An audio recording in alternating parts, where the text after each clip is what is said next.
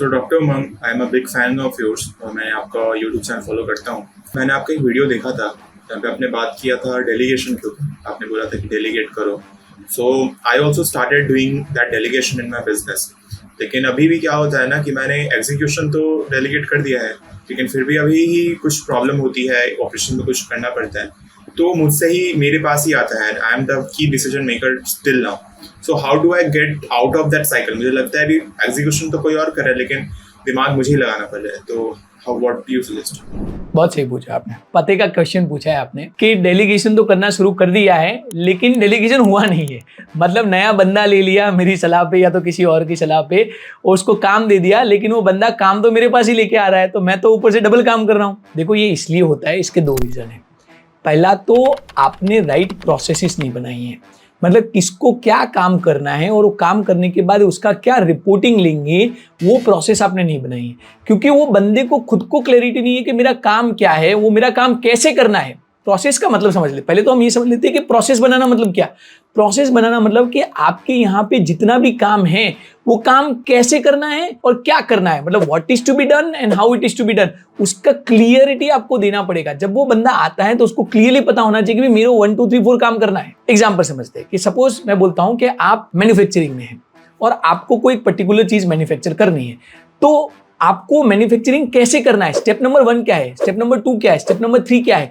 सबसे पहले आपको माल लाना पड़ेगा, फिर उसको मशीन में डालना पड़ेगा, फिर उसको पैकिंग करना पड़ेगा, व्हाटएवर, राइट। जितने भी स्टेप्स है वो डिफाइन करो, what is to be done, वो कैसे करना है, कितने तापमान पे उसको गर्म करना है, राइट, कब उसका बटन दबाना है, कब उसका बटन नहीं दबाना है, how it is to be done, वो आपको क्लियरली डिफाइन करके राइट करके डॉक्यूमेंट करना पड़ेगा।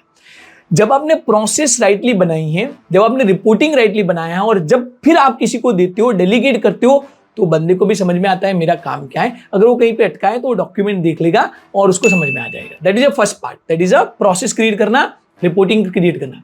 बट उससे भी इंपॉर्टेंट दूसरा पार्ट है ट्रेनिंग पीआरई बनाना। ट्रेनिंग पीआरई का मतलब क्या है? पीआरई का मतलब होता है पर्सन, रिसोर्स एंड एक्सपीरियंसेस।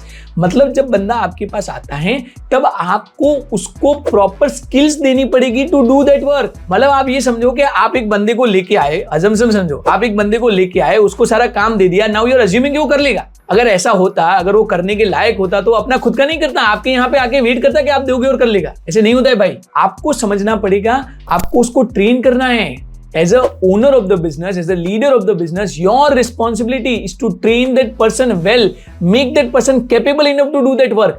जब तक आप उसको राइट ट्रेनिंग नहीं दोगे तब तक तो वो आपके पास वापस आने ही वाला है। तो वो आपके पास वापस इसलिए आ रहा है क्योंकि आपने उसको ट्रेन नहीं किया है। सबसे पहले आपको अपनी मिस्टेक समझनी पड़ेगी कि you did not have the right process, you did not have the right training, and then you are expecting the person will do even though you not done anything.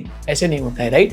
That's where you will have to work. अगर ये दो चीज आपने सही तरीके से बना ली है, एक राइट प्रोसेस बना ली है, दूसरा राइट ट्रेनिंग और डेलीगेशन का पीआरई बना लिया है, तो वो आपके पास नहीं आएगा। और फिर भी अगर आता है तो हटाओ ऐसे बंदे को, भाई ये काम का ही नहीं है, राइट। क्योंकि उसको राइट प्रोसेस, राइट ट्रेनिंग के बाद भी काम नहीं कर रहा है, मतलब वो निकम्मा है। Then it's a wrong hiring, then it's a second और सेपरेट चैलेंज जो आपको सॉल्व करना पड़ेगा, right. So that's what I would like to से।